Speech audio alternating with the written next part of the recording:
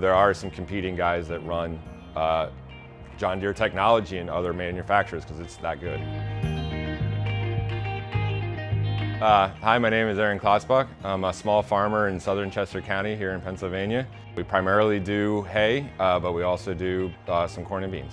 My love for farming really stemmed from being just like seeing the outdoors. A little bit of equipment interest makes it nice, but also the drive to produce something is like a true love. Like you have to want to produce something in life if you want to be a farmer. You don't do it necessarily for the money, but you definitely do it for the love of it. You want to produce the best product you can produce, and that is to be outside in nature and just in the fields is just awesome. Like it's hard to describe unless you're there and enjoying it. So I've been farming for about 12 years now. I'm a first generation, and the technology is first intriguing, right? You want to be like the big guys, you want to do the best you can do, but you also realize when there's only one of you or two of you helping that it's important because it makes you that much more efficient when you're really pushing the envelope. We get very few days to work in the fields around here, so 3-4 days at a time before we typically get another rain event. And it's important that we're using that technology to push those envelopes as fast and as hard as we can.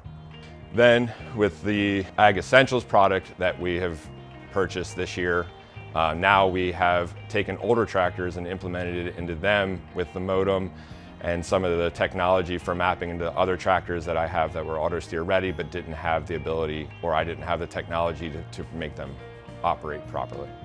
So auto steer for me is all about the efficiency. When a bag of seed corn or beans is close to $400 a bag, and my fields aren't the largest, it's important that I am getting the best bang for buck per acre that I can and not overspending on seed and fertilizer applications. I'm able to control exactly where the tractors are shutting off and starting. My spacing is really good. We use custom combine guys, local farmers help me out with that. And it's important that when they combine, right, that it matches up with their corn heads and their production equipment that makes it work for them too. All of the new balers that we run are ISOBUS ready, which is a lot where the technology comes in. I'm able to run all of the ISOBUS ready balers and equipment that we use for mowing and things like that. That is all through the ISOBUS screen, which is nice. It's all touch screen. It's easy to monitor, so when there's a lot of things moving all at once, it's easy to concentrate on what's going on and monitor all the equipment using the G5 monitor. I would agree 100% with the subscriptions. It definitely gets the technology in front of other farmers, smaller farmers, at an affordable rate, and then they can decide going forward if they want to continue the yearly subscription, if it works for them. It's great when you have like a 30-day trial, but realistically, in the windows that we operate in, that may not be enough time. And it does offer a farmer a great opportunity to try the tech for a long period of time, years, and then they can decide if it's something that they need to continue to invest in or if it's something that they want to go a different route. I'd like to continue to grow. I think every farm or farmer would like to grow. It's important to continue to, I think as any good business owner, you have to grow at some percentage every year.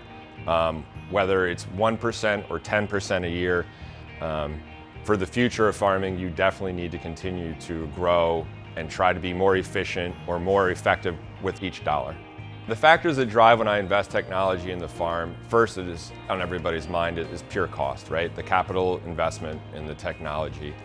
And then after that, I really start to focus on the flexibility of the technology, areas that I think that I want to grow my farm in the future, and are these applicable in those places that I want to expand my farm to.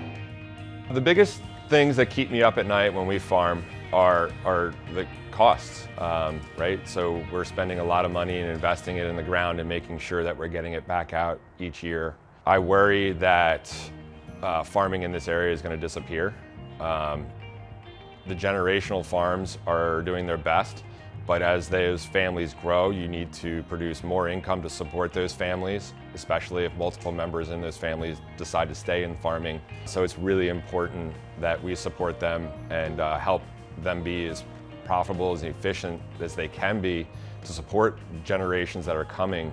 That is a huge uphill battle for any generation farmer is to continue to be profitable as your family grows.